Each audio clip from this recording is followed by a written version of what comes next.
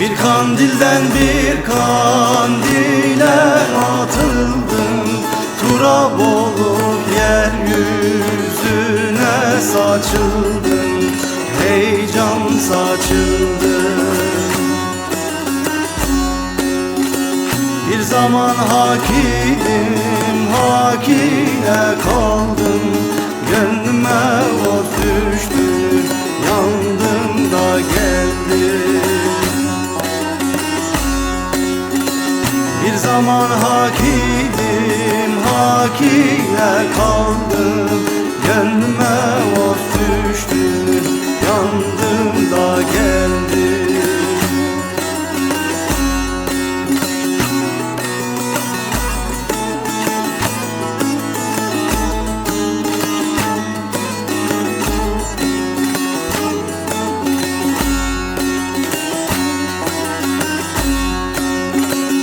Ezelden evvel biz hakkı bildik, haktan nida geldi, hakka hak dedik, hakka hak dedik. Kırklar meydanında yumduk bak oldu, istemem taharet, yumdum da geldim. Kırklar meydanında yumduk bak oldu, istemem taharet, yumdum da geldim.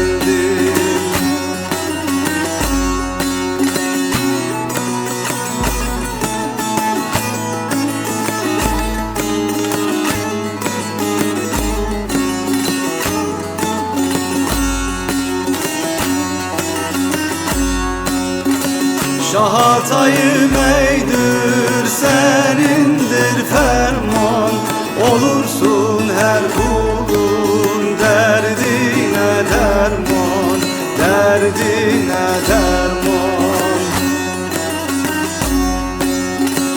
Güzel şahım sana bin canım kurban, istemez kurbanı kestim de geldim. Güzel şahım sana bin canım kurban, istemez kurbanı kestim de geldim.